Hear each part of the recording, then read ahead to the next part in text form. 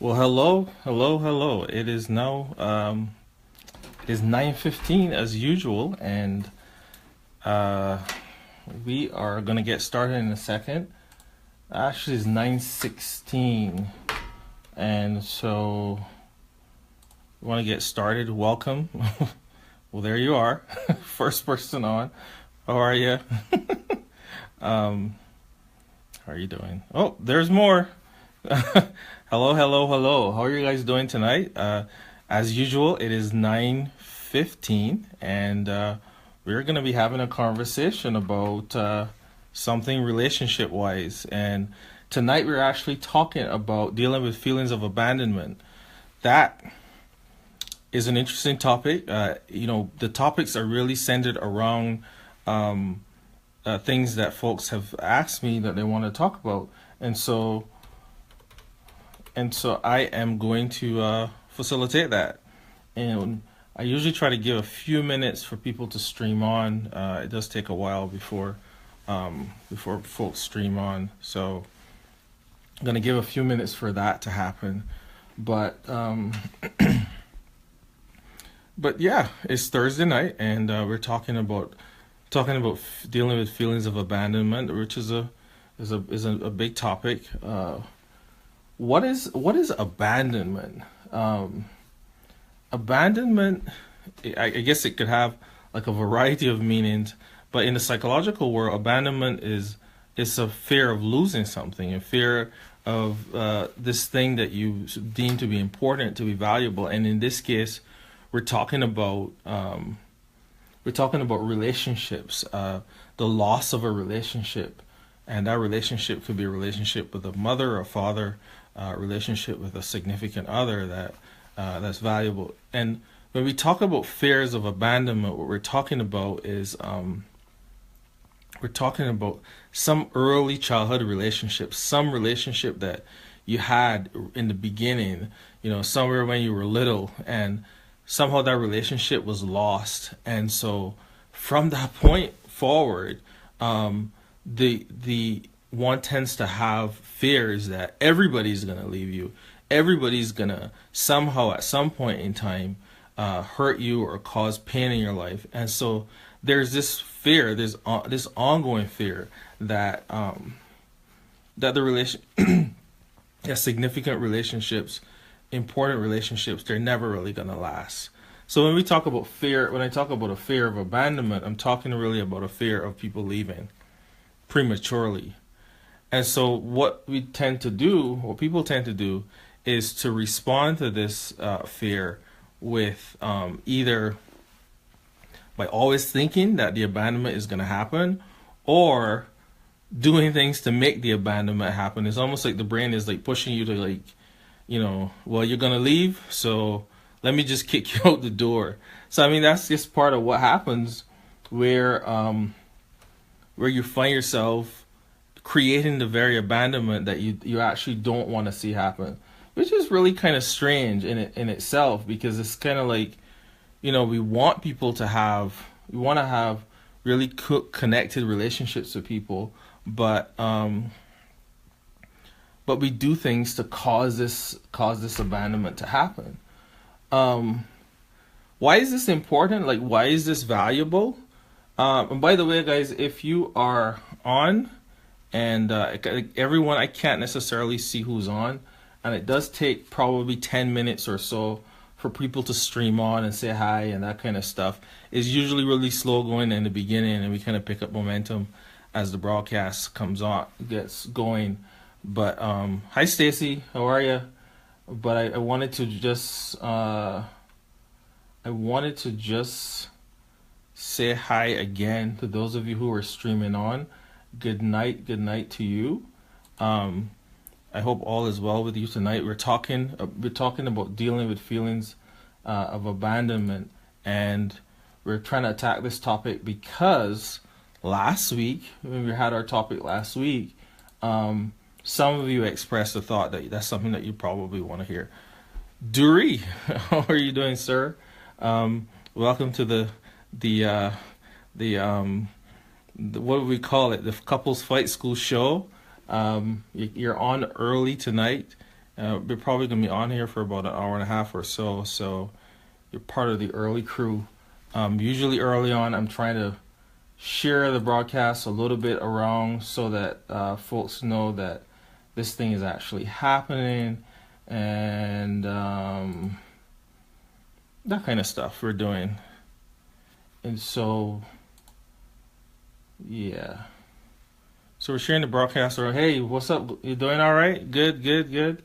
Um, so we're sharing the broadcast around. So abandonment. We're talking about abandonment. So why be interested in this topic anyway? So I think that this topic has value because for a lot of people, there's fear that fear of that loving someone is going to end up or is going to turn out somehow as bad. And so I think it's really important to know if we're doing things to kick the other person out, or we're doing things actually to squeeze the person, to hold the person. Oh, that's the other thing. I didn't say that in the beginning. Sometimes what we do is that we will do things to push the person away, right? So arguing, creating fights, you know, doing things to push the person away, withdrawing, not speaking, that kind of stuff.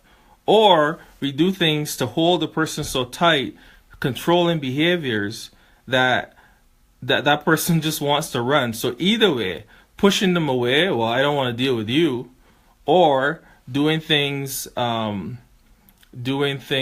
are squeeze the person, hold the person so tight that they want to run. So you push them, whether you push the person away or you pull them too tight, it's the same result. The result is that person ultimately will abandon you because of your own fear of abandonment. So it's a kind of tricky thing. And by the way, guys, if you have a question or you just want to kind of talk about you have an experience or something that you want to share as we talk about this particular topic, please go ahead and put the question or the comment. Because remember, I don't know everything. I know a few things.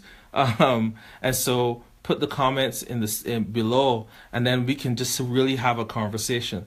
Last week, there were well over almost 200 comments in the feed. So last week was a really, really, really good conversation that we had. And I forget what the topic was, but it was a really great topic and good conversation. And there were actually things that I learned from the community in just sharing and kind of talking. So if there are things that you want to be able to, thoughts that you have on this whole issue of abandonment, please share. Because remember, the ability to manage those feelings of abandonment will really determine the success of your relationship. And at its core, I think one of the things to kind of keep in mind is that the way how you deal with fears of abandonment is interesting. Is learning to love yourself. Because it's funny that, hey Antonio, how are you? It's funny, that everyone else who is on, slow going, but going.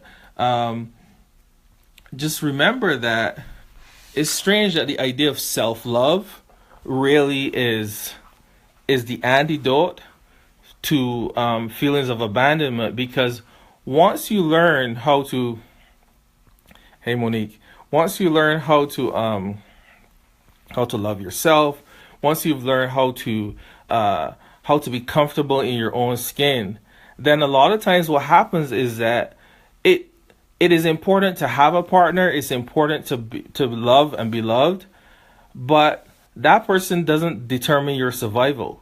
You want them to stay, you want that relationship, but if for some reason, even if it is temporarily, because there's abandonment, I'm leaving, I'm gone forever, and there's the day-to-day situations where the person may not be emotionally there for you, that could be perceived as abandonment. So, in some ways, that's the push and pull of the relationship. A person cannot be there for you 100% of the time. Monique, good evening to you. Hope all is well. And Da, how are you doing, my brother? and Antonio. How are you? Welcome to the show. Um, so a person cannot be there for you 100% of the time. So one of the things to kind of really keep in the back of your mind is how do you develop that sense of self-love, that sense that I'm important, I'm valuable, I can I'll be okay, regardless. I want to be in a relationship with you. I want to be connected to you. But if even if temporarily you're not there, I'm gonna still be okay, which I think is pretty cool. Um, by the way, guys, for those of you who are in the U.S., if you had a really great or awesome Memorial Day, I don't know if you saw my pictures, but I did have a interesting time trying to barbecue all kinds of things, which were not burgers or hot dogs. But if you're on my page, you probably could check that out yourself. Some of the nice things that we had a chance to grill this past Monday. Really interesting stuff. But we are not talking about grilling. We're talking about abandonment, right? so so the issue is understanding and self-love. I want to go back to something that I did not really touch on in the beginning. That is, as a little child, one of the things that, and I'm trying not to get too technical about this, but one of the things that is really, really important as a little child is to have this in your mind, this set idea that my parent is going to be there for me regardless. So when parents in the as a child, when you were a child, or when we were all children, and somehow we kind of developed this sense that, based on the fact that if we cried, mommy picked me up. If you hurt, mommy was there for you. If you had a picture to show, she was there, or he was, or daddy was there. So there's this, over time, what happens is that, Miss Cash, I haven't seen you in a while. Really, really nice to see you. I was kind of wondering what happened to you last week. Didn't see you on any of the broadcasts. So thank you very much for coming on tonight. So what happens is that, as a child, once over 1,000 times or 100 times you call, the parent answers. In the mind, what happens is that you start kind of developing this belief or this sense that, you know what, people are going to be there for me. And the mind has it holds that in mind. It's what I call like an illusion of safety. So for the people who are lucky enough to have that, not me. If I were to be honest with you, that's not something that I had, because of the situation that I grew up in. There wasn't consistency. So for me, if I were to be honest, those feelings of abandonment, or those fears of abandonment, are definitely a part of my own life, my own story, that I'm not always sure that people who just part of the story. I'm not always sure that people who said they will be there for me will actually be there for me. And so you have this situation where there's a fear, there's an ongoing fear. But some people don't have that, because, and this has nothing to do with economic status or anything like that, who has money or who doesn't have money and that kind of stuff. Ultimately, there are people who are very wealthy who don't pay attention to their children. There are people who have very little money, or kind of quote unquote lower in the social economic ladder, who definitely make sure that they're there for their children. So it's not about economics. It's about whether you're attentive to your children or not. That idea of being attentive can stick in the mind. Ultimately, what happens is that person is develops a feeling or a sense that, you know what, I'm gonna be okay. I'm gonna be all right regardless, because they have an illusion, a sense of safety, and that's the antidote for fears of abandonment. But a lot of people have these fears of abandonment, but they don't. They may or may not necessarily. They may or may not necessarily know this. So that allows me now to segue into, how do you know if you have fears of abandonment.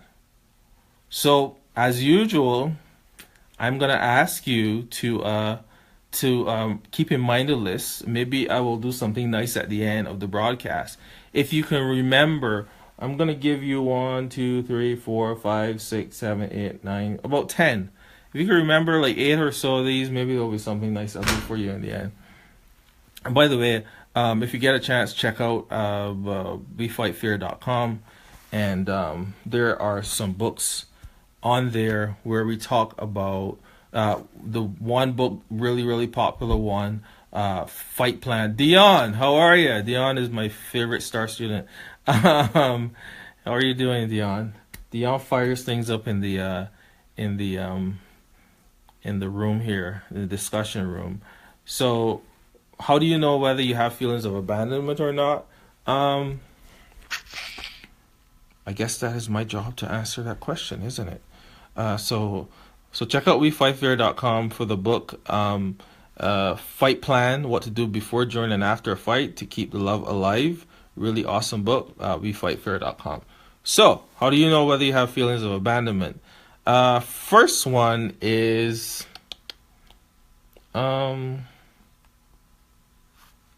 a sustained lack of trust. So even though the people around you, your significant other has not done anything to deserve your suspicion, they haven't cheated, they haven't not followed some of the rules boundaries that you set in the relationship, but you still don't trust them, right? You still don't feel like, what, I can't trust you. And then you look across hey Marlene, you look across your relationship and you see across the relationship that, what, yeah, I don't know that I can trust you. And across the other relationships that you've had, there is a theme where you don't believe that you can trust a person. Because remember, look, there's something that I say often is that there's no human being. Like, I don't know that I can be trusted 100% of the time, because I'm human. And human to what is it that the philosopher says? To err is to be human, somewhere along that line. There are gonna be times where you cannot 100% trust your partner 100% of the time. I get that, right? But there's also a place for being able to trust the person, because trust is at the core or the center of the relationship. And so if you start out the relationship where you don't trust them, and the person senses that distrust or mistrust, guess what is going to happen? What are they going to do? They're going to begin to begin to be defensive and maybe even not trust you, because they sense your mistrust. And sometimes we start out these situations, we start out these problems by creating we create problems that create other problems. So there's value in learning how to trust. What was? I'm sorry. You said, is it wrong to go through his phone? Yes, it is. You know what? That's my answer. What do you guys think? Tell me what you think. Give Miss Cash an answer. Is it wrong to go through his phone? Give him an answer. Give her an answer. But my short answer will probably be yes. Because it suggests that either that there's some part of you that you believe that there's something going on or something along those lines. But either way, I don't know that that's okay. So, right, if you go through the person's phone, there's an issue with trust, right? Is that your partner or your child? I guess you're getting your answer. Miss Therese says no. I'm gonna let this conversation go where it goes, and we'll see what happens. But yeah. This is part of the reason we have a community, so you guys can share. I gave my opinion, but yeah. So there we go.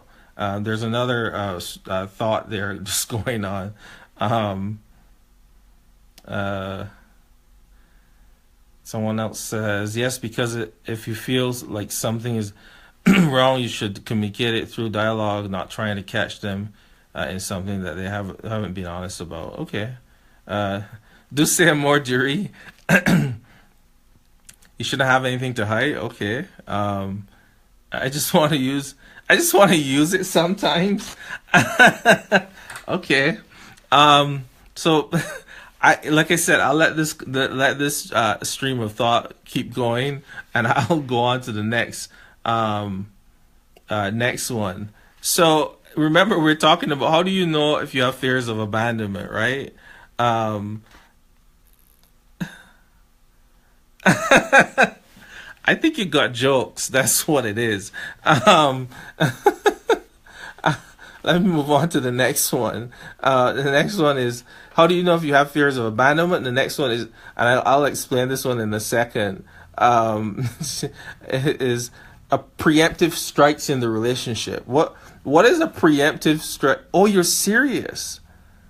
Well, listen, there's a difference between going through the phone and having open access to the phone that you can use it at any time. That's different. So both people, I think, should have access to the other person's phone, but that doesn't mean because you pick up the phone or you have the iPad or whatever that you there's some need to go through it. That's different, at least in my mind. Uh, oh, see, there you go. I wanted to use the phone and going through. That's what my wife says. True. Um, so I will leave that at that. But again, if you guys have comments, keep the comments streaming because the conversation is good. And again, I know some things, but I don't know everything. And I really encourage people to share and kind of have a conversation. Uh, it is about marriage, Stacy, and welcome. What we're talking about tonight, Stacy, is we're talking about dealing with fears of abandonment. Sometimes people have fears of abandonment that tend to disrupt the marriage or disrupt the relationship. So that's what we're talking about tonight. And I am always, always, always, always very happy to see new people on because the our page is growing nicely. And so anytime that I see new people on, I just want to give a virtual clap. If I could, one of my hands is occupied and the other one is both hands occupied. If you can give a virtual clap, my wife. Give a clap for Stacy for coming on. Hey, Stacy, hang in there. Hang in there. Let's talk. Let's talk. She says, "OMG, yes, that fear is why out. That fear is why is the community is this way. I think I understand why our community is this way. It is true. So there's the virtual clap for you, Stacy. For coming on tonight, being part of this show. I saw some other new people kind of streaming on too. So hi. Usually by the end of this broadcast, there's so many new people coming on. Then there's a kind of core group who are always my supporters. But we're talking about preemptive strike. So for some people, right, they will actually do things to pull the person closer, right? So, talk to them real nice, and then when they get too close, you do things to push them away. Well, I didn't say that. I don't want you to be here, right? So, in a sense, if you're talking to the person on the phone or you have a really nice conversation with your partner during the day, and then when they come home, it's like you start getting all tense. You don't really want to talk to them. And then, so you lead the person on by telling them, I want to be connected to you. Hey, Kenda, you lead the person on by telling them that you want to be connected, but then what do? You do things because they get too close, you push them away. That is a preemptive strike, and it has a lot to do, it really is something that can create these feelings that is associated with the feelings of abandonment. You're too close, in the Bajan dialect, you're too close. So because you're too close, I'm gonna keep you at arm's length. I'm gonna make sure, hey guys, not new, but new tonight, coming on. I really appreciate you coming on. Hey Denise, I don't want to pronounce people's names wrong. I have a habit of doing this. The Damient, De Jesus, good night to you. Stacy says sometimes close is a fear. It's the bags that people's personalities won't let go. I mean, yeah, there is. Remember, I said in other broadcasts, that the person who is closest to you is the most dangerous person to you on the face of the earth, because they know a lot about who you are. Hey Nikki, they know a lot about who you are, and so that person is dangerous. But that person also presents the greatest opportunity to be emotionally connected to you. So it's like two sides of the same crazy coin. On one side there's potential danger, but then on the other side there's a great possibility to connect emotionally with that person. And if you don't know how to manage your own anxieties, your own fears, then what happens is that if you perceive that person to be too close, you kick them out the door. You tell them, I don't want to be around you, because they're too close. But then you want them to be close. So decide what you're going to do. Like, what do you want? Do you want them to be close on their terms? Or do you want them to be close on your terms? Or do you want them to be close on some kind of agreed upon set of terms? So, I mean, that's part of why this whole issue of abandonment is such a crazy thing. Because what some people do is that you say you want this, but then you don't. Hey, Stacy says, I want to make sure I get these comments in. Yep, it's a gift and a curse. If love is strong, with hate it makes hell. It's true. So, hey Nikki, I said hi already. I know the autocorrect is crazy, isn't it? So the preemptive strike is number 2. That's one of the ways you can know whether there are issues of abandonment going on. What is the third one? The third one is low self-esteem. So if you are aware of the fact that you don't like yourself, or you feel somehow that you're not, you don't feel as though you're the greatest thing since sliced bread, right? You don't really like yourself. So there's a greater need to protect yourself. There's a greater need to one, either protect yourself or to be so clingy to people that, remember what I said earlier, fear of abandonment can do one or two things.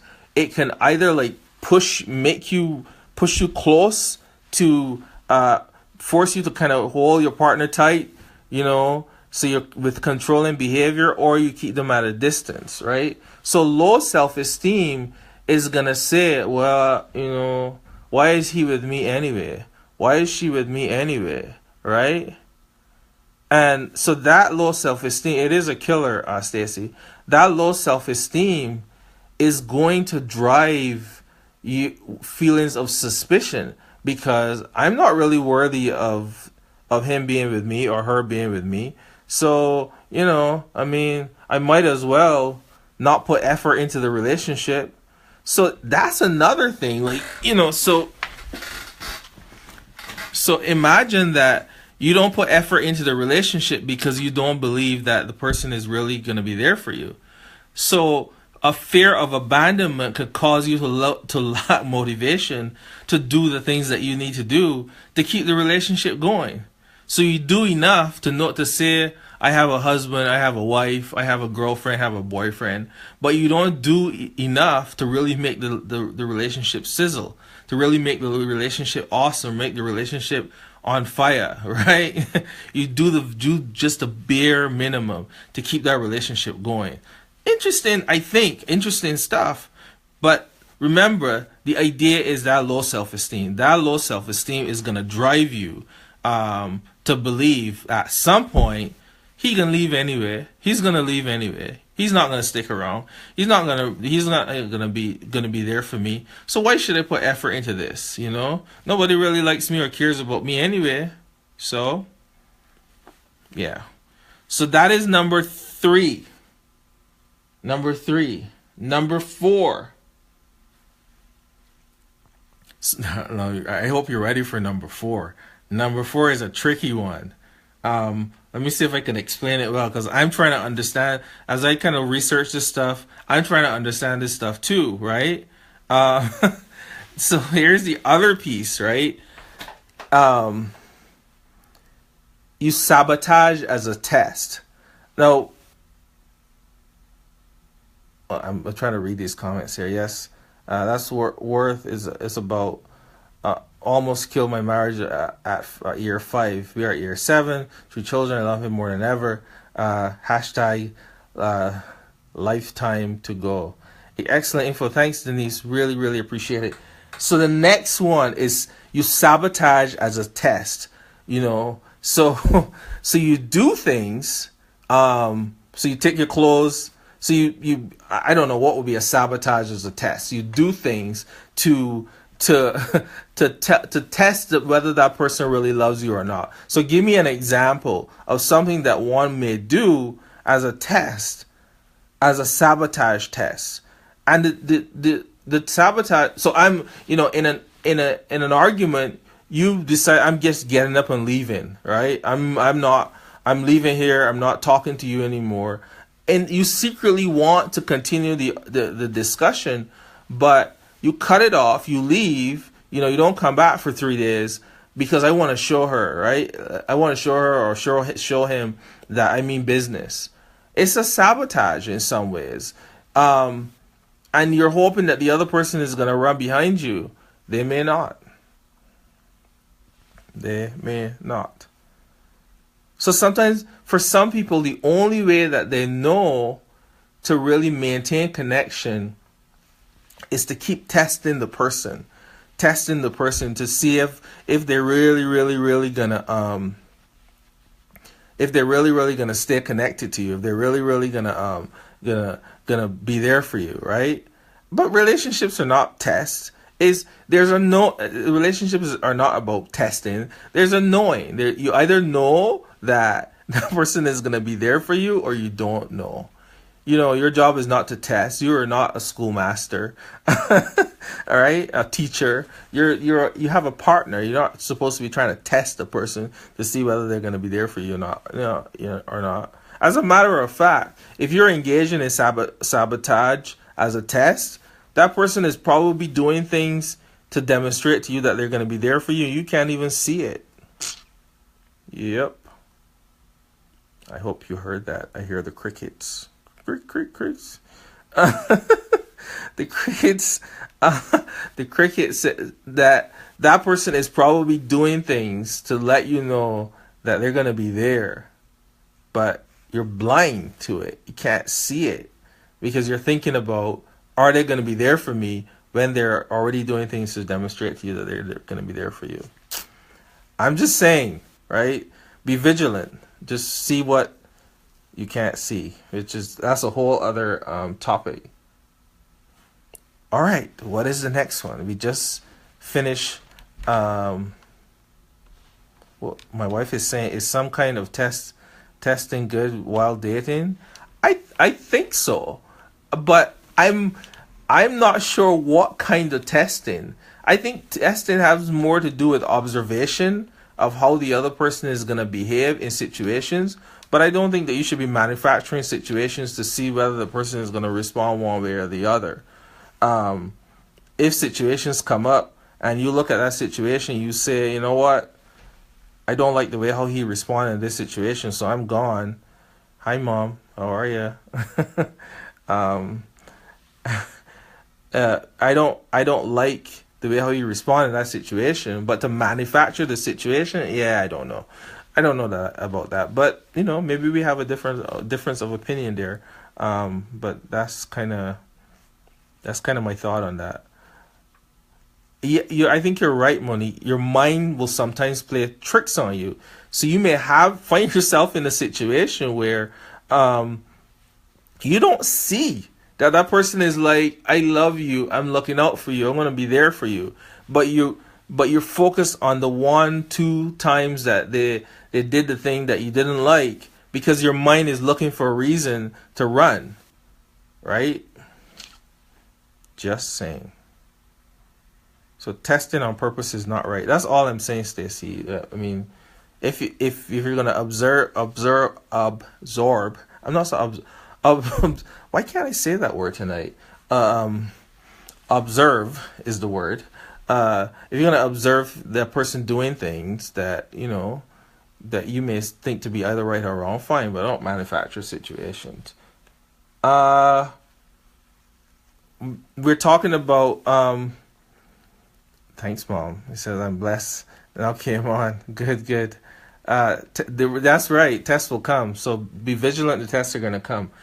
Great crowd tonight. I am super duper duper duper excited that all of you are on.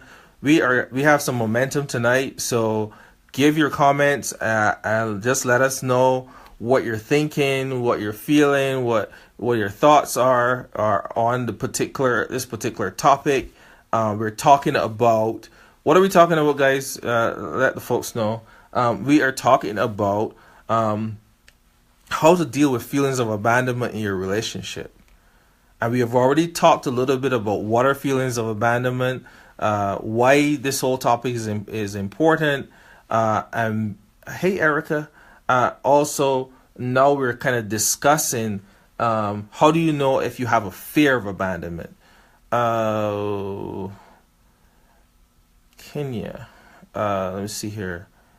I think life itself will bring difficulties for the couple to work through, and we don't have to orchestrate these tests ourselves. Correct. Um, a reason to run or looking for things you're used to. I think.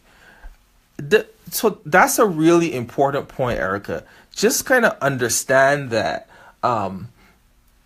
If you're used to people leaving you, as much as you want people to stay, you're going to look for people to leave you.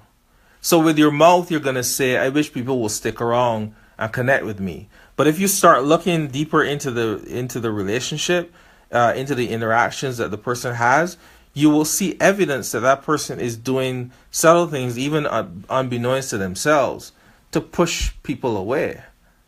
And it's a kind of tricky thing, right? But yeah, important. Kenda, hey all, this is good on paper, but in the real world of mixed relationships where people have been through the dryer and no fabric softener, and then try to become the Optimus Prime of Transformers, that's a lot. I live in an ideal world because, and I'm just saying, Kenda, I live in an ideal world because I believe that I want to I want to be a better husband. I want to be a better partner. I want to be a better father. And I think, that part of that is to deal with some of these issues, like abandonment. If I've had abandonment issues in my past, part of the goal is striving towards being better. And so you're right, right? In some ways you're right, but there's a better you, Kenda. There's a better me, and I think that's part of what we're striving for.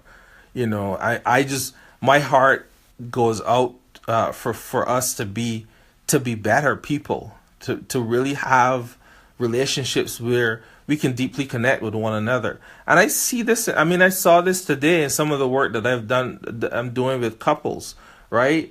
That I hear people, hey Grace, how are you? I hear people tell me or talk about, not talk to me, they're talking to one another and start sharing deep things about one another. Because now, after some time, they're now able to share this stuff because they feel safe. Things that they would have never known before. Right? And so if a person is harboring or dealing with fears of abandon or feelings of abandonment or a fear of abandonment, the real true thing, motivations for these issues may not come out because the environment itself is not safe to do so. But when you can put your finger and say, you know what this is a fear of abandonment, and then you can talk to your partner about it, or you can tell them, get the heck out of here. I don't want to talk to you anymore. Leave me alone. You always make me angry. That's something that anger is a thing that's gonna keep you safe at some level, but it doesn't bring progress. Okay, I missed a bunch of comments and I want to try to get through these. Not only how much you're willing to risk, but Jane, you've chosen a person whom also has the same desire to be a better person. That's true. So, I mean, yeah, you want to be a better person, but you also it's also important to be in a relationship with a person who is a better person, who wants to be a better person too. True, you have to work on it and not expect a person to prove to you that you're worthy of love. Erica, you're making a correction there. It's not hard if you try the golden rule. If you want it for you, then don't do it for your significant other.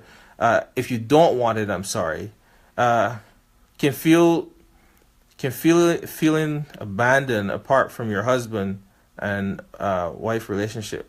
Of course, any committed relationship or any person that ignites that feeling of wanting to love that person or wanting to be connected to that person is going to simultaneously ignite feelings of abandonment, because the fear of abandonment is like the flip side of wanting to be emotionally connected to somebody else. So once the emotional connection goes up, the fear of abandonment goes up too. So they're like twins, right? If that's part of your thing, right? They're twins. So I mean, all I'm saying is there are two sides of the same coin. I haven't even gotten to the next one yet. You guys are just talking.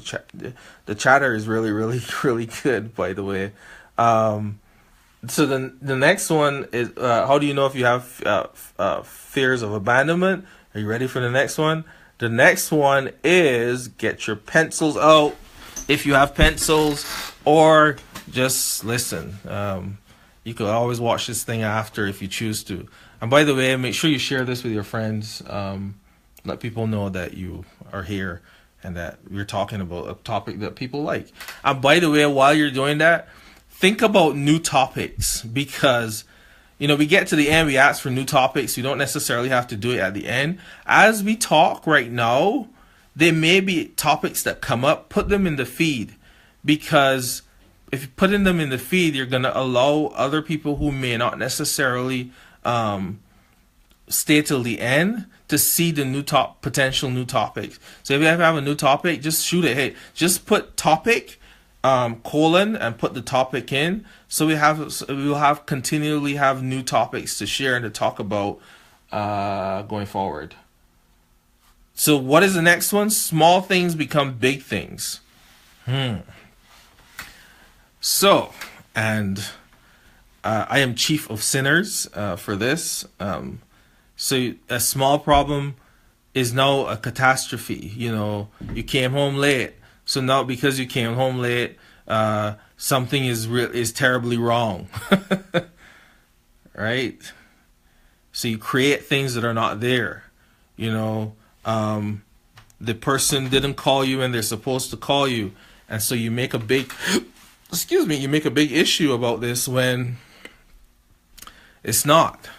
But the problem is that when you have a fear of abandonment, there's a constant surveillance for problems. And every problem is interpreted as a catastrophe because you fear that the person is going to ultimately leave you. So you're looking for things that suggest to you that the other person is going to leave. So what are you doing? What do? You see something happening, right? And then you interpret that thing as part of a narrative that says they're going to go anyway, right? I think we did the silent treatment already, but I could do this. I do it again. It's a good topic, but I like that. So see what Monique did. She put topic the danger of the silent treatment. That's kind of what I'm looking for. If you put those in the feed, when I go through the feed again, I can pull these topics out, and then I or my wife by herself, because that is coming too. By the way, we're doing these broadcasts together. Natasha and I separately, or together. So we have 3 different formats that are coming. This format, me alone, and then tomorrow at midday, for some of you who are interested in that, we're gonna do the topics together. And then those of you who are interested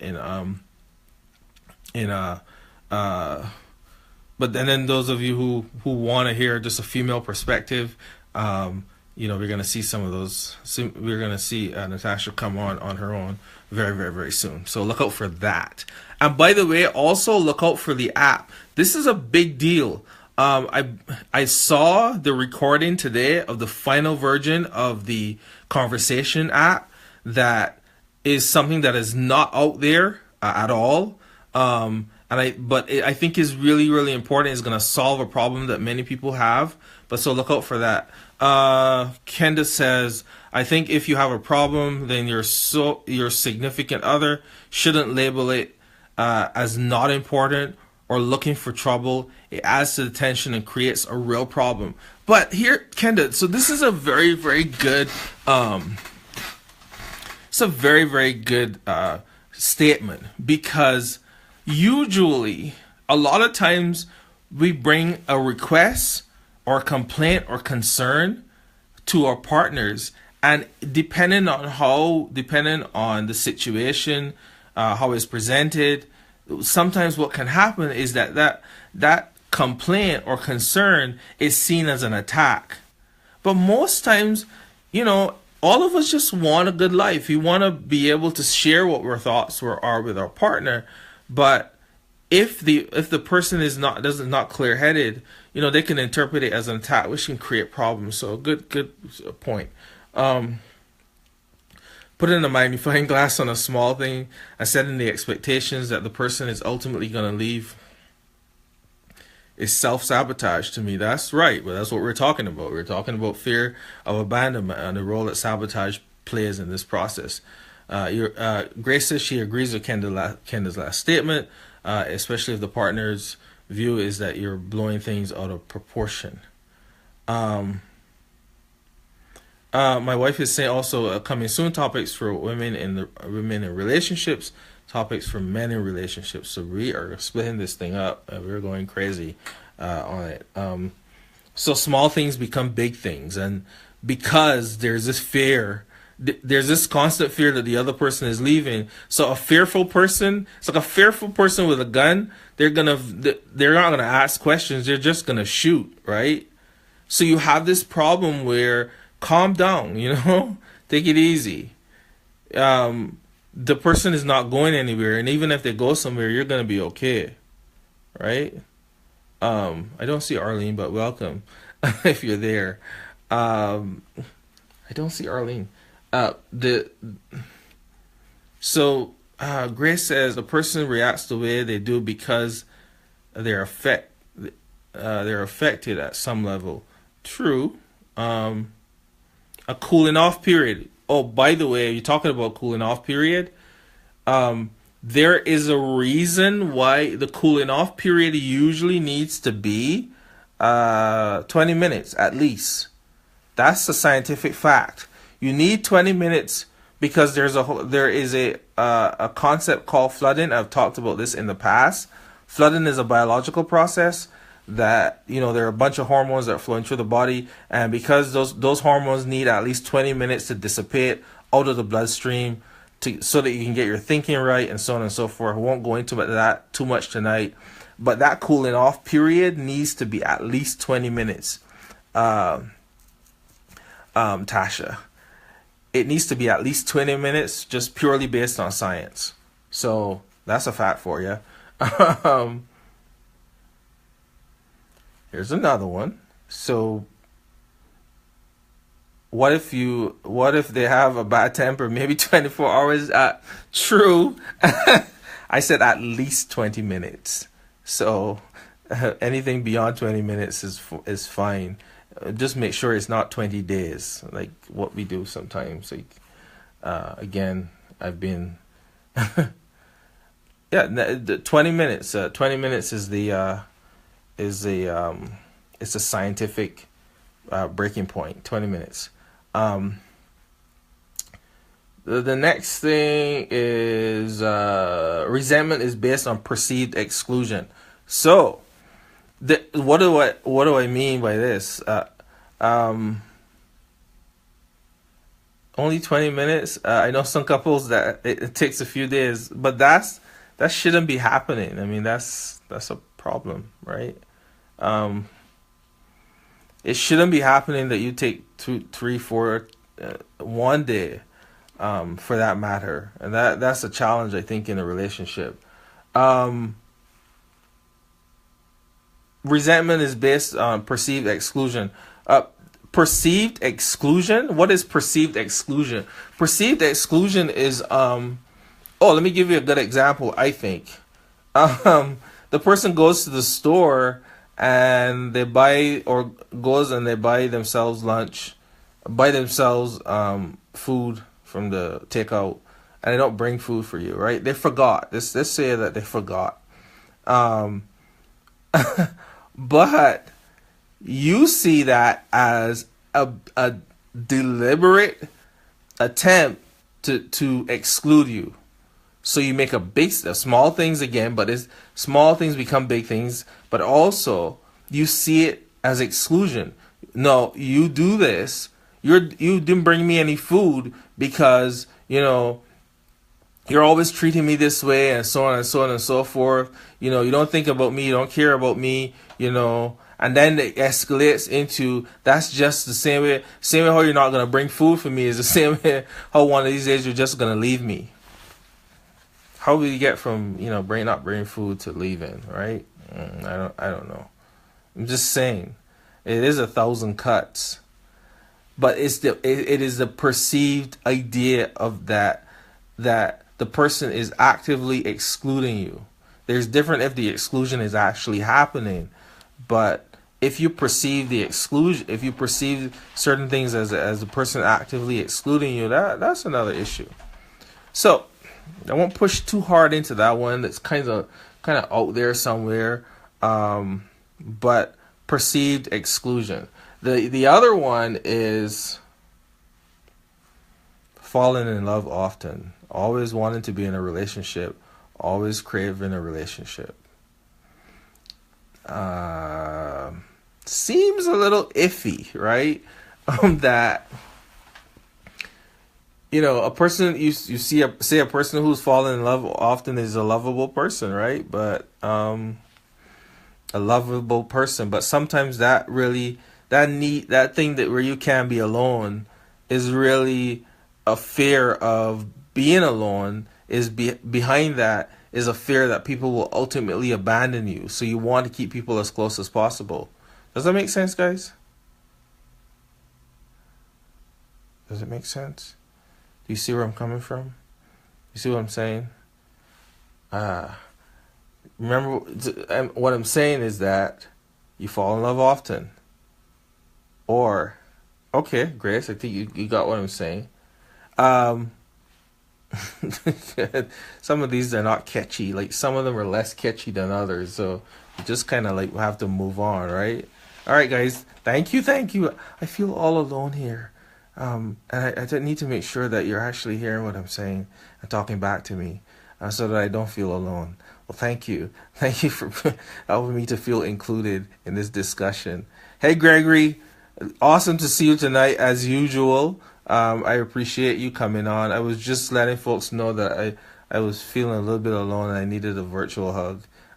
So if you can no, Gregory, maybe you don't need to give me a virtual hug, but I'm just saying I need a virtual hug. Yeah. Often the underlying feelings are, or there goes a battery. Often the underlying feelings or perceived feelings of abandonment are not typically conscious thoughts.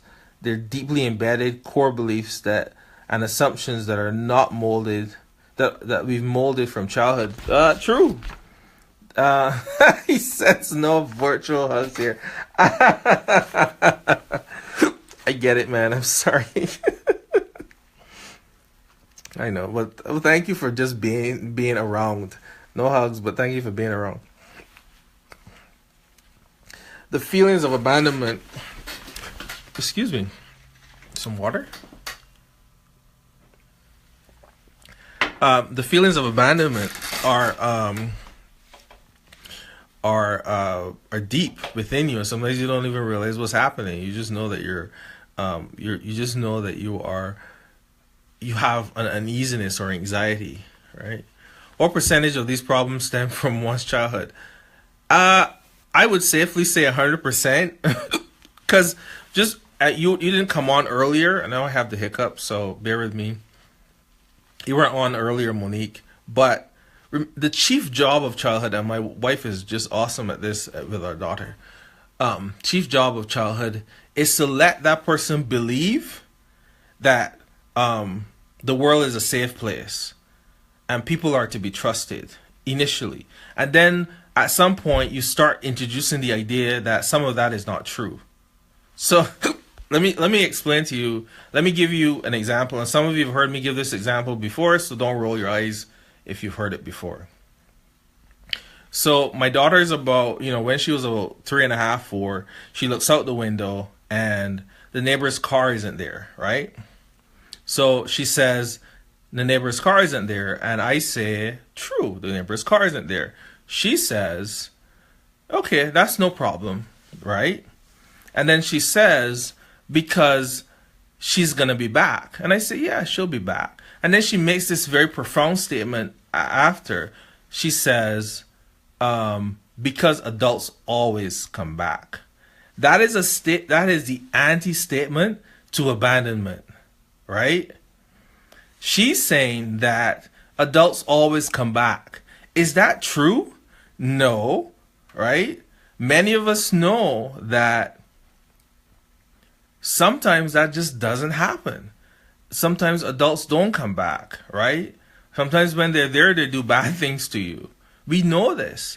But if you start out with the idea that adults are consistent, adults do what they say they will do, and then over time introduce the idea that that's really not always so, that is better than starting out with the idea that adults are not going to be there for you. They say they'll do something, but they don't do it. And so one can have in the mind that, people don't do what they say they will do. And that thing will stay with you for the rest of your life. And it will stop you from taking risk and doing things that you could potentially do to really improve your life as an individual. So I think it's really important to kind of keep in the back of in our minds that this stuff is purely based, in my mind, if it's not 100%, it is close to 100%. In my mind, I gotta do something here. It is close to 100% that it is based on excuse me. It is based on childhood experiences that drive this stuff. So I missed a few comments here. Tasha says, if you're abandoned by your mother, do you think it affects your partner when it comes? Of course. I mean, that it will affect the person. Or we should assume that it will affect the person. A lot of times people are not willing to explore this stuff, but it's true. Okay, my partner has had this happen to a certain degree and was raised by his grandmother, but loves his mother to death. True, but sometimes, I may not put anything on anybody. I hear what you're saying, and I kind of leave it at that. When a parent leaves for any reason, we learn how to see the world. So parent leaves and they don't come back, or they leave and they come back but they're emotionally unavailable. So just see, there's so many variations to this. It's mind-boggling. So a parent can leave and never come back, right? So you learn that people don't come back. A parent can leave and come back, but then in the house they're not emotionally available. So the same, they're present but absent, right? But there's also absent but present, and this is, I think, my own father, my own biological father, was absent physically, but he was very present emotionally. He was there when I needed him. He was there. So in a sense, that may have counterbalanced any feelings that I had about abandonment. Plus, I think at some level, my mother, who is here tonight, was also there for me, you know? So which helped to balance out things relatively nicely. I missed some comments. It still bothers him. And I think it's good to talk about these things and really kind of share and experience, understand, and see this stuff. See this stuff is important because it will throw your relationship off. Hey Terry, good to see you tonight as usual. And my wife kind of gave a very good resource for deeper understanding how early childhood experiences impact adult.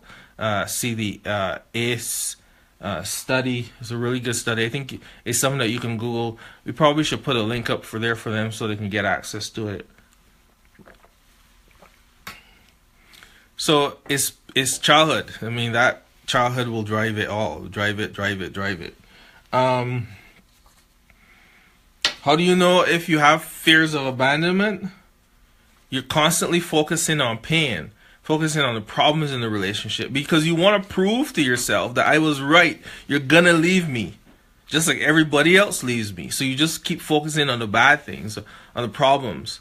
The problems in the relationship, the problems that you have in your interactions with your partner. I gotta prove to you that you're gonna leave. You're ultimately, just like everybody else, you're gonna leave. So you do things, you withdraw emotionally, you do all kinds of things to make that person leave. Or they're dealing with their own abandonment issues too. So they're like, yep, see ya, don't want to be ya. They're gone too, because they ultimately assume that you're not going to be there. So focusing on the pain. I mean, there's going to be pain, but in any relationship, there's also really cool things happening. For those of you who are streaming in and out, I appreciate you coming on. Welcome to the show. And there's the ACE study. For those of you who want to understand a little bit about how childhood experiences drive these feelings of abandonment, there it is. Check it out.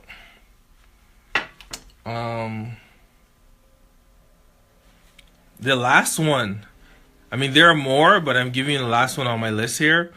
Long recovery periods after a conflict. So in a conflict, conflict is one of the things that's going to heighten the feelings of abandonment. You know, what we're fighting again, these problems are coming again. And so with that heightened fear of abandonment, what do we do, or what does a person do? You withdraw for a period of time. Withdraw for long periods of time, because again, one is trying to hey doc, one is trying to, whoa, look at that. I just interrupted myself because Facebook just let me know this. So 2 Facebook lives ago, Facebook let me know that I had the most comments for a live video. So tonight we've topped that. So now we're over the last goal. So I'm assuming that we must be over 200 comments by now. So thank you. Facebook is giving me a little notification that you can't see that this is the most commented live video that we've ever had on this particular page. So thank you. I'm assuming that we're hitting close to or past 200 comments, which is good. consistency, staying on here, and I appreciate all of you who are coming on. There's a lot of really important stuff happening on this page over time. I'm really trying to really kind of harness the energy of the page, and really thanking you guys for coming on, because ultimately, if you don't talk to me, then I'm alone. I feel alone. And so I appreciate you coming in and talking, and us reaching that goal in terms of the discussion that's going on the page. So finally, that recovery period is long, because to reconnect again in the relationship is to also risk the possibility of being hurt. So the long recovery periods after conflict is a way of trying to protect yourself. You don't see it above 8. I'm not sure what you mean. I think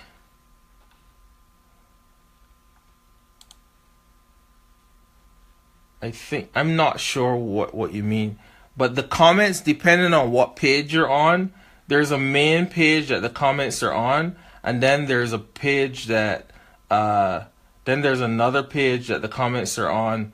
There's like, you see a snippet of the comments, but then there are like a whole bunch of comments in other places too, because the video is showing on one page, but it's showing on multiple pages too. So that may be part of the reason why you're not seeing any more comments.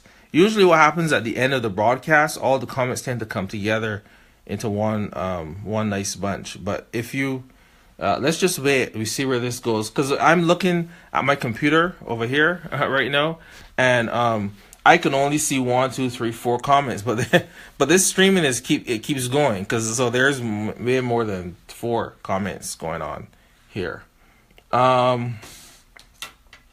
So how do you deal with feelings of abandonment? I got whoa, I have too many. I don't know if we're gonna get through these tonight, because it's already we're hour and some minutes in. But I'll go over these tonight. How do you deal with these feelings of abandonment?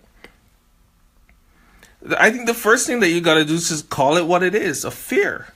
Don't call it, he's responsible, my partner's responsible, my partner's not doing what they're supposed to do, right? So this is part 2, correct.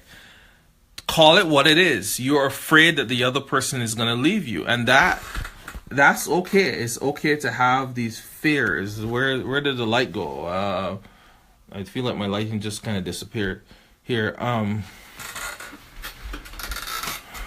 So I don't know what happened to the lighting, but that is one. That's the number one thing. The number one thing is to admit to the fact that you have a fear. There is a fear. There's a fear that you're going to be abandoned. So that's step number 1. Admit that you have fears of abandonment, and and then the next thing is admit it. The next thing is to take responsibility for those fears, and don't put it on your partner. Don't make the partner just solely responsible for why you feel the way that you do. Explore why is it that I have these feelings? Why is it that whenever you walk out the door, I feel like you will never come back? Why is it that when we have a fight, I don't really want to fight anymore, because if I feel like if we keep fighting, then you're going to get upset and you're going to leave. And understand that these things in the mind, it feels so real to the person that it's hard to tell them that it's not true. Or sometimes it's so deep in the mind that you don't even realize what's happening. It's just kind of happening. Fears of abandonment. Next one. Adjust your expectations. Adjust your expectations. Understand that your partner sometimes is going to disappoint you, that they're going to do things that you may not necessarily like. Does that mean that that the entire relationship now is in jeopardy because they've done things that you don't like? I don't think so. I don't think so at all, right? I think that one needs to be aware of the idea that people are in a relationship. People may do things to disappoint you. A good thing to do is to be able to talk about those disappointments, talk about your fears, and a lot of times we don't necessarily do this. I mean, how many of you actually sit down and have a conversation with your partner about the things that you? I gotta plug this in. How many sit down and have a conversation about the things that you actually fear? Your real fears or concerns. How many of you have those? How many of you have those conversations with your partner that you know what I'm afraid. I'm afraid of this. I'm afraid of that. And many of you, if any of you have had that conversation, let me know. Let us know. Let us know how it went, right? How you had that conversation and how it went. And I think the other thing too is to acknowledge that there are parts of yourself that you're blind to. So if your partner says to you, that you seem to be afraid a lot or anxious a lot. Hey, Grace did that. Great job, Grace. Important thing to do. If your partner says, says, let me think about that. Think about it, Kenda. Just think. Have I let my partner know how sometimes I feel afraid? You have two choices, right? You could say, leave me alone. Or are you so stupid, Or you can say, you know what, when you did this, I was afraid. You can express the anger or you can express the fear. The fear is probably going to give you much more gas mileage than the anger. Anger is going to keep you safe, but you're going to stay parked. That's a nice one. Anger is going to keep you safe, but it's also going to keep you parked. In the same place. No thinking involved. Right to this topic. Then part 2. Okay. Okay. Good. Acknowledge that there are things that you're blind to. I'm repeating myself because as much as I know, there's some things that I simply cannot see. I can't see. I wish I could see it all, but I can't. I wish I could see the times where I remember we were what was it? We were doing that photography thing that day, and I said to the lady that I'm a pretty easygoing kind of guy, and my wife was like, yeah, not really. Sometimes, yeah, but sometimes no. Sorry. So sometimes yes and sometimes no. So understand that I think I moved my hand from there, so you should be. I fixed it, I think. Can you hear me better now? I don't have my hand on the mic anymore. Can you hear me better? That should fix the issue. Better? Give me a thumbs up if it's better. If not, let me know. If you can't hear me. Oh, there you go. Thank you. Thanks for the feedback. Let me know that the song was gone. So making sure that you let your partner know that the things that they may be blind to, right? I lost my train of thought there for a second. So there's something that I was about to say and it's gone. But we digress. We keep moving on. If you remind me, I can finish that thought. I actually just said the last one. The one I just described the one I'm about to say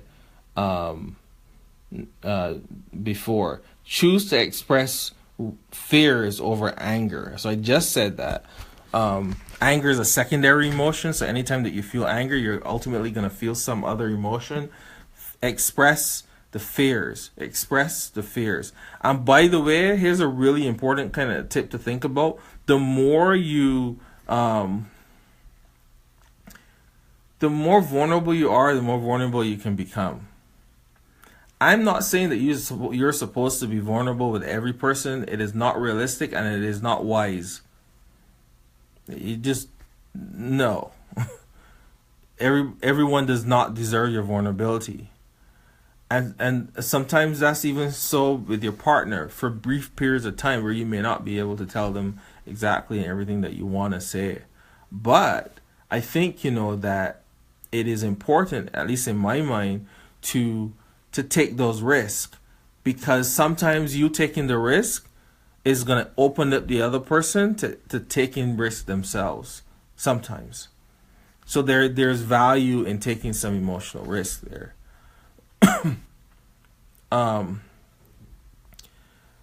So the other thing that I want you to kind of think about is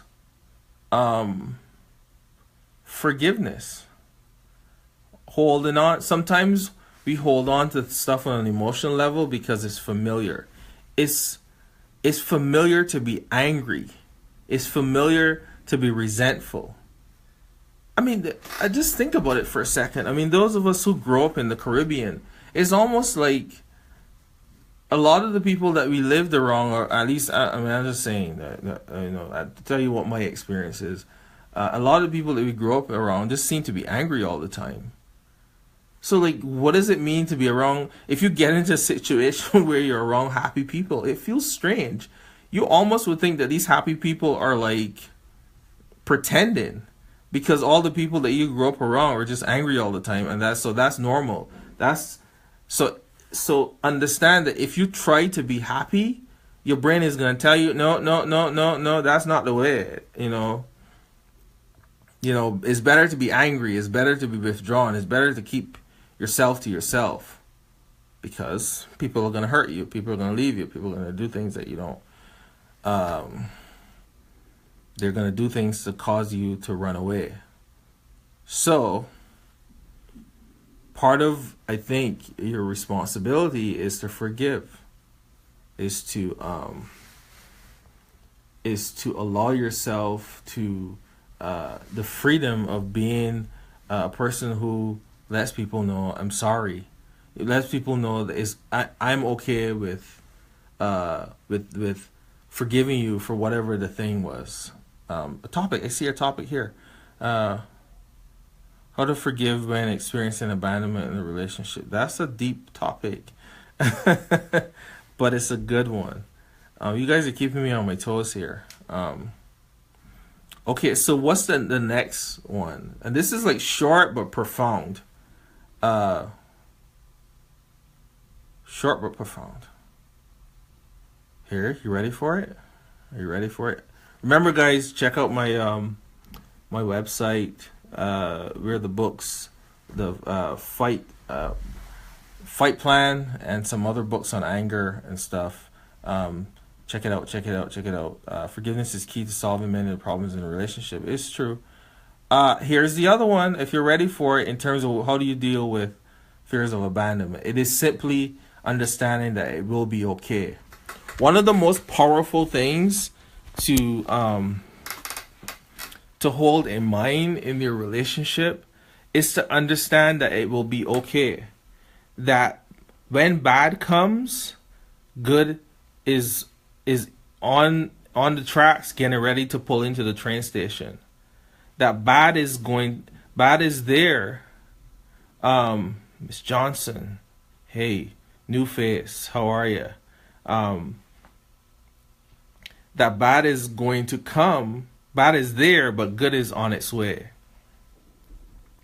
If you believe that bad is perpetual, that bad is just going to stay the way how it is, bad is bad, bad is always bad, then what are you going to do? You are going to do things to constantly remain in a state of readiness to fight a war that's not happening, right? So if the war isn't happening, I guess you create the war. But if you can have a belief in your mind that it's going to be okay, this too shall pass, that in itself can calm the soul, calm the mind into the awareness that I may have to set some boundaries here. I may have to state my opinions. I may have to let the other person know my concerns. But at the end of the day, we're going to be okay. And everything is going to be okay. So there's no need to come in with the cavalry and overwhelming force, to be defensive and to criticize, which are all part of the abandonment complex. The abandonment complex is built on criticism, defensiveness, stonewalling, contempt. Because I will do everything that I possibly can to make sure that you don't get too close to me. Yes, sir. And I think the other, and this is the last one, I don't want to weary the patience of the saints. The last one is listen. It's simply that. Hey, Cleon, it's simply to listen. Listen to your partner. It's a skill. Listening requires a level of being present, of not having or fear, because anytime that you listen, you're essentially giving that person of yourself. Because you're essentially putting yourself aside for a second. All your fears, everything, I'm putting it right here on the shelf, because right now my entire focus is understanding your perspective. You can focus on understanding, or you can focus on defending. That's a good one. Understanding or defending. What will you choose?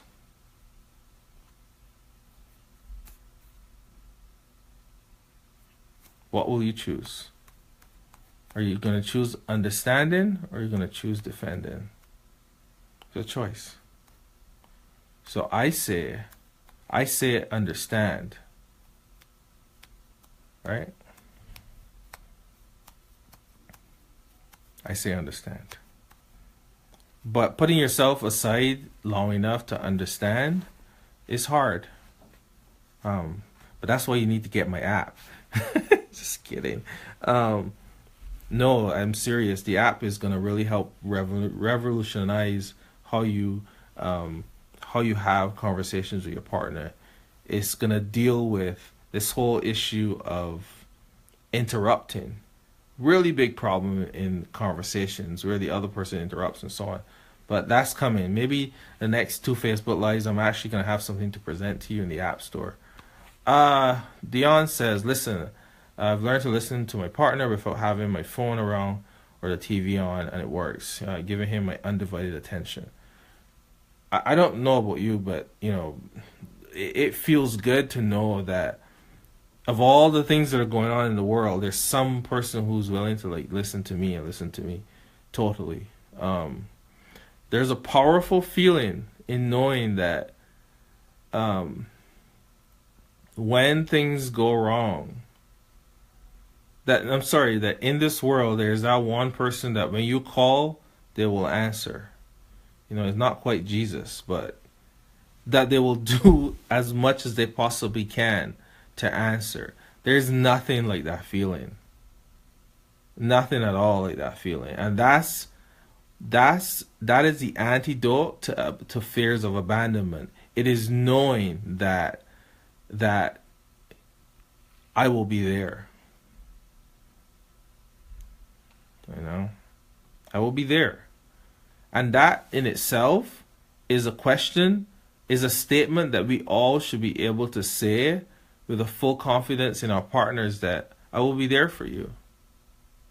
And some of this stuff extends, and I know I'm going to kind of get a little quirky here at this point. Some of this stuff extends even past death. There's some partners who are dead and gone, but they've left such a strong legacy that, even with parents, they've left such a strong legacy that they're still here. They're dead, but they're still here. How does that happen? How does a person who's gone, who's dead, still have that level of emotional influence, that you still feel their presence? You still feel like they're there, that they've given you something that transcends death.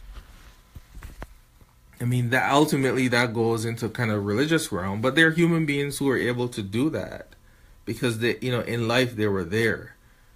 you felt, at 95, 99% of the time when you call, that person answered. And I think a lot of times in our relationships with people, we and myself included, and I think that I kind of struggle with this stuff and really trying to work through this stuff as a person, that there's no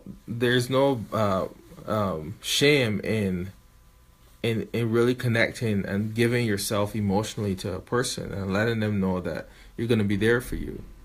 You're going to be there for them, because the benefit of it in the long run is huge. But I could say this all I want, and if you don't experience it, you won't understand it. And for some people, the risk the risk is not worth the reward, so you just don't do it.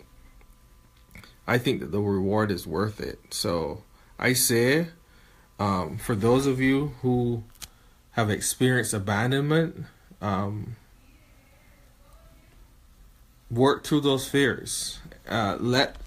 Work through those fears. Kind of follow some of the tips that we talked about tonight. If you feel the need to go see a counselor, go do that. Work through those issues. I've had my own share of therapy myself. If you see the couch over there, I've done the therapy today, and the next day and the next day. So I'm a fellow traveler in this whole process, and so hey guys, I appreciate you coming on tonight. Tomorrow, Mike again. Tomorrow we're going to be talking about, what are we talking about tomorrow? I don't remember. Hey, tell us what the topic is going to be tomorrow, dear. But I appreciate you guys coming on. This has been another quote-unquote chart-topping night. I think for those of you who weren't sure how many comments there were, I still am only seeing 4, and I look across at the computer. But the feed itself suggests otherwise. So if you're unsure, come back.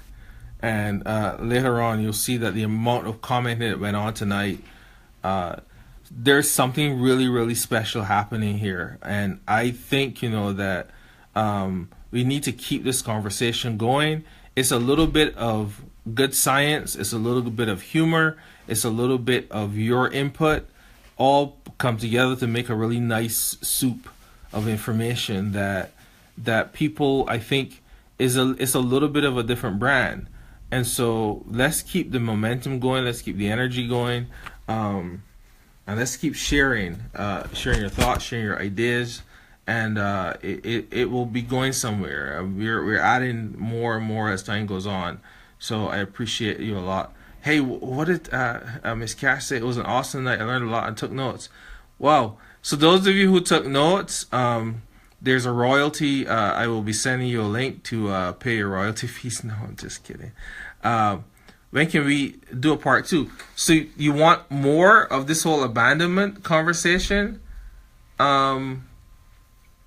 We can do that. Yeah, I think so. We may have another topic next week, not sure. Tomorrow's topic is how wrong thinking affects the right relationship. You don't want to miss that one. It's gonna be in the middle of the day. So those of you who can't see it, the middle of the day. So those of you who can't see it live, hey, come back and watch the broadcast. So those of you who think wrong, just know that wrong thinking is going to affect the relationship. I cannot believe that every Thursday night we get in depth about some other crazy thing. Yes, at noon tomorrow, Miss Cash.